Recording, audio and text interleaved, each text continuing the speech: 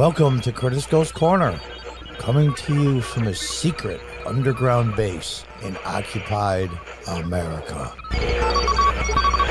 From RedState.com, the Golden Remington Awards dishonoring journalism fumbles in 2023, the media categories. So we're going to see some media stories from 2023 from the progressive left mostly that are so ridiculous you'll think it's a Babylon Bee article. Let's look. And right off the bat, we get CNN, the most trusted name in news. CNN's travel portal encouraged people to stop traveling. The travel portal on CNN told people to stop traveling. This is just the beginning, folks. After delivering dire climate news, the Washington Post offered this recommendation on how to deal with climate anxiety. Take hallucinogenic mushrooms. Oh, God, what did I think of that? Today's show announced a new health trend. Wait for it. Silent walking. Spotify cut off accounts they were creating AI song lists and then using artificial listening software to generate traffic to collect royalties. People are using robots to make music for robot listeners. And the winner, Jennifer went to great lengths to explain that a hot new trend was people putting ice in their drinks. Who would have thought of such a thing? How revolutionary, unbelievable. Now we have the undistinguished cultural criticism. Karen Addy was critical of the new Martin Luther King statue in Boston called The Embrace. She called it a testament to white thinking, even though a black sculptor created it, and it was for Martin Luther King. The Associated Press told us that decorating one poinsettia plants at Christmas was, wait for it, racist. The New York Times poetry editor resigned, the poetry editor, over the paper's Israel-Hamas war coverage. It's the poetry editor. And, of course, not to be outbeat by our friends at the Mirror in the UK, we were told that we have been eating croissants incorrectly. Oh, well, the girl's forehead slap. I didn't know I was eating croissants incorrectly. And the winner, with pumpkin spice season, came this lecture about how you were enjoying a racist food flavoring with a violent history because 500 years ago, explorers exploited a country for its nutmeg, committing corporate genocide in doing so. Yeah, okay. Undistinguished sports reporting. Clinton Yates at Inscape wanted to bring back the Negro Leagues by suggesting at the World Baseball Classic the U.S. field a separate all-black team. Think about that for a minute. A USA Today writer was upset when Tiger Woods used a tampon to jokingly insult his friend on the golf course. I hope that person got the therapy that they need. Daniel McFadden of Homestretch got NASCAR driver Noah Gragson suspended when he reported how Gragson had liked a meme on Twitter. USA Today tried to claim Ron DeSantis was racist for using the term freak of nature for a gifted black athlete. The outlet has numerous examples in its archives using the term towards people of color athletes. Yeah, it's freak of nature. It's one of the most common phrases I've heard in years. And the winner, by unanimous vote, Karen Phillips from Deadspin. The reliably race-baiting writer went after a 9-year-old Kansas City Chiefs fan, accusing the boy of racism for wearing blackface and a Native American headdress. The kid was painted in team colors, and he is Native American himself. Deadspin revised the original piece repeatedly, attempting to save face and stave off a lawsuit. I believe the kid's father is suing many media outlets for that. Let's go on to the undistinguished editorial writing. And the nominees are, after the press tried claiming reactions to a Biden flack wanting to ban stoves, the press tried to claim conservatives created a baseless conspiracy. Oh, no. Then the Farhad Manjo reignited the controversy by saying the stoves would kill us. Philip Bump tried to sell how it is a slur to use the term Chinese communists. I guess that's racist. In a painted exploration of Bud Light fiasco, Mike Allen and Eleanor Dawkins detailed that life and death issues for trans people are connected. You heard it here first, folks. Life and death are issues that are connected. At the Bulwark, Chris Murphy suggests passing a law against loneliness. And the winner, in a brilliant example of a writer locked into a narrative but failing to step back and ponder his position, this time the threats to our elections, Grant went on to suggest that he sees what is a danger in our democracy. Wait for it, elections. They're so roundly ridiculed that the Times had to alter the headline to look less ridiculous, and here it is here. I remember seeing this. See if you can pick up on the subtle shift. Elections are bad for democracy. Oh, wait a minute. Whoa. We got to change that quick. The worst people run for office is time for a better way. Isn't what? We have a lottery? Oh, I know. We have an elite board of academics and leaders in the world to pick and choose who our leaders are. Didn't they try that in the Soviet Union? How'd that work out? The most undistinguished explanatory reporting from our friends of the Washington Post. The Washington Post was so displeased with a poll showing Biden trailing Trump that it suggested this was flawed and possibly an outlier. It was its own poll. The Washington Post said its own poll was flawed and an outlier because they didn't like the results. At The Atlantic, writer Adam Fleming Petty went on about why grocery stores are too large and need to be scaled back. That's one of the great issues of our time. Grocery stores are just too large. This is a result of him standing in the orange juice aisle, and the vast selection caused him to have a panic attack and leave the store. God, I hate when that happens. You have so many choices, you don't know what to do, and you just go into a tailspin. Chris Hayes stipulated the reason a hurricane hit the state of Florida is that Ron DeSantis could have bought protection, but he rejected $350 million from the Biden administration. So Governor DeSantis turned down $350 million in aid from Biden administration, and Mother Nature, in its infinite wisdom, sent a hurricane to Florida. In April, Mehdi Hassan declared no Democrat politician would go to a GOP city and trash the local politics. Meanwhile, at the same time, Gavin Newsom was in Florida doing the exact same thing regarding DeSantis. And the winner, from CNN, of course, I always have to do this, the most trusted name in news. For the sake of the planet, CNN suggested overseas freighters could slash their carbon emissions if they retrofit ships with parachutes or giant kites that can boast thrust efficiency by using captured air currents. So CNN has invented sailboats. Unbelievable. Now the next category, undistinguished feature writing. The Washington Post highlighted the dastardly effects of Florida book bans by showing the impact on librarians. Well, one who quit. Over 18 months, she could not tolerate being made to read the Declaration of Independence to students, taking a 1-hour training, and removing books. All 4 of them. This is one of my personal favorites. At the Smithsonian Magazine, we got a deep exploration into, I wonder how much the grant costs for this, research of the snake clitoris. Sorry.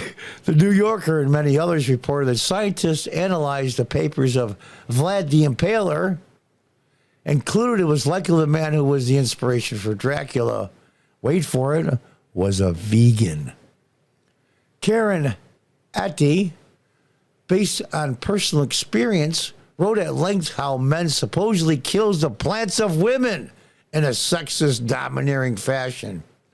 So all you women out there, if your plants in your house are dying, blame your spouse or your partner. The plant she referenced was not only hers, but her parents. It was trimmed down because the father ordered landscapers to do so, and the plant is still alive and growing. Let's wait for it in the winter. This one, I don't know, he could have picked a better winter. The depth of lack of self-awareness was on display in this strained piece declaring George Orwell, you know him from 1984 fame, was sadistic, sexist, violent, and wait for it, homophobic. This is all based on one person's impression, a biographer of Orwell's wife, and says the proof is in the characters of his writing. Yes, the Telegraph is trying to cancel in 1984, and the Telegraph, of course, is in the UK. Unbelievable. Let's get on to the undistinguished investigative reporting. After Ron DeSantis mentioned critically, I don't even know Mitt Romney, ABC broke open the report that DeSantis campaigned for Romney over 20 years ago while DeSantis was in college. During the Buddy Light controversy, CNN's Ryan Young went to Nashville to expose that Kid Rock's Honky Tonk was actually serving the beer the singer was boycotting. Okay. Following the debate between DeSantis and Newsom, there was a reference to the infamous San Francisco poop map. The next day, Philip Bump worked to say the poop on the mat is smaller than shown. I'm sorry. It's smaller than shown and is the collected reports over 9 years, which actually sounds worse.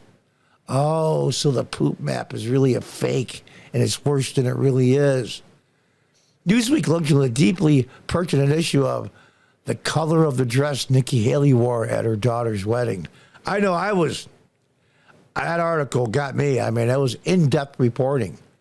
In the winter, Ben Collins from NBC News, after teasing for some time that he had an explosive expose on Elon Musk, Collins delivered an in-depth claim that an article from the website of a racist former Trump acolyte spelled out the game plan for Musk's purchase. And the billionaire followed it to the letter, except the piece was written after the purchase process began. No reason was given why Musk would follow an anonymous article, and the plan laid out in the article actually is how others should act so Musk could be opposed. This was remarkably inept by Collins. They could have picked a better winner for that one. Oh, all our friends at Canada, our special needs neighbors to the north. A Canadian court hearing a business agreement dispute declared that an emoji in a text message constituted an agreement to a contract. Sweden saw a serious political scandal when Prime Minister promoted a top aide despite him being caught illegally catching eels. I wonder if that's a death penalty in Sweden. As killer whales in a harbor in Spain continued to target boats aggressively, Business Insider announced, wait for it, that it is offensive to say the orcas attacked the boats. That's orcaphobia, folks. Canines at a Toronto dog park were once again permitted to bark on the site. I guess they must have banned them from barking. And the winner is, in a bat crap crazy segment, that's my favorite expression, from 60 Minutes Australia, we were served this report on parents who want to raise genderless children. The euphemisms fly freely to excuse away what one expert described as an experiment. It is called gender creative parenting. And with an author cited who wrote the book, Raising Them, and these parents raise, or what I'll call, they-bees. Meet the they-bees, not boys, not girls. Sunday on 60 Minutes Australia. A new parenting trend letting young children choose their gender. But they can't sign a contract. They can't do anything, can't get a tattoo, they can't drink alcohol. And the list is endless if you're a minor. But you can pick your gender. Because those other things, you're not mature enough. Distinguished local reporting. Okay, so what'd you see this one? A minor league baseball team was advised to alter its name, all because some overly serious and understimulated health groups feel that the Georgia-based Macon Bacon encourages poor food decisions. Yep, poor food decisions. I know I rely on the name of my local sports teams whenever I go grocery shopping. With school starting, CBS 4 warned parents of the grave dangers of packing their kids' lunch, wait for it, in a brown paper bag. In a local election for sheriff in Everett, Washington, well, that's bat-crap crazy state, the local paper dubbed the incumbent as a controversial far-right sheriff, and wait for it, that has constitutional leanings. Constitutional leanings, someone running for sheriff. I mean, like the oath that they take when they get elected? A Phoenix Dairy Queen had a 15-foot tall red spoon stolen from the store's facade. It was later discovered by a man who was out playing Pokemon Go. Unbelievable. And the winner from the Miami Herald. The reporters contacted the DeSantis press office about new immigration law with a clear agenda. In a contentious series of exchanges, they were asking why there were so few arrests made based on Florida Highway Patrol figures. Press Secretary Jeremy Redfern informed them that numerous state law enforcement agencies had the jurisdiction, and he provided them with a link to a newspaper article listing 4 more arrests have been made. It was the Miami Herald. Its own newspaper was the source to answer the question. Let's get on to the undistinguished breaking news. This is riveting stuff. After Elon Musk pledged to file his lawsuit against Media Matters at split second the courthouse opened, Ben Collins detailed in his article how Musk did not, in fact, file first thing in the morning. He did it later that day. Oh. In covering Trump flying out to his arraignment, Kelly O'Donnell noted that on the runway, Trump's plane had to suffer the indignity of waiting on the tarmac to taxi for the runway, unlike the president, who was entitled to take off immediately. Kelly, he's not the president. It's just indignant. He had to wait like everybody else. Oh, okay. Oh, gosh. At CBS News, they were hyping the chance for an outbreak of violence in New York City surrounding the indictment of Donald Trump, saying authorities cited a significant increase of threats. Also, the report, their sources say, they have not identified any credible or direct threats to a person or property. Oh, okay. Rolling Stone felt the need to report on Trump election team, stating they wanted to compare the size of members between Trump and Ron DeSantis. For those of you who don't know what members mean, in the old school, we used to call it a Johnson. It's a male appendage. We'll see. I could probably get in trouble for that. And the winner, for CNN again, the most trusted name in news. For his arraignment, the network provided constant live coverage of Trump driving from his home to the airport and then lifting off and then landing and then driving to the courthouse. Prior to this historic, and that's their words, commuting, they were steady live shots of the front gate where nothing at all was happening for much of that morning. We will go on a little bit more. There's quite a bit on here. Jonathan Allen reported that a major divide is taking place inside the White House regarding the president not pushing Israel into a ceasefire agreement. John apparently was one of those few people in America concerned with the options of anonymous interns. Yeah, there were anonymous interns criticizing the Biden policy concerning Israel. So Biden, of course, reacted to the anonymous interns. This is a beauty. You got to love this one. After a serial killer in Long Island was captured, when clues were taken from pizza scraps thrown away in a public waste bin, a Fox News legal analyst made a joke of being surprised the heavy individual had actually not finished the pizza. At Mediaite, they took offense that someone would dare fat shame a serial killer. Well, there goes his self-esteem right down the toilet. Unbelievable. And the winner from MSNBC, Nicole Wallace, that piece of crap. Miss Wallace had on Tennessee State Representative Justin Pearson. He being one of the politicians who led it in, well, wait a minute. That is, he led a protest inside the state capitol chambers. If you remember, they pulled a stunt in the Tennessee legislature. Pearson was brought on deadline to White House to discuss a new law his legislature passed addressing protests such as the one he led, and referred to the Republican majority in the state as a mobocracy. To reiterate, this was a politician who led a mob complaining about new rules to limit mob-like activity and calling that mob rule. And there you have it, folks. There you have it. Some of the F-ups. And here, you know what the part that's really crazy? I used to think for a long time that these people that did this just did it because they're grifters, they want clicks, which is true.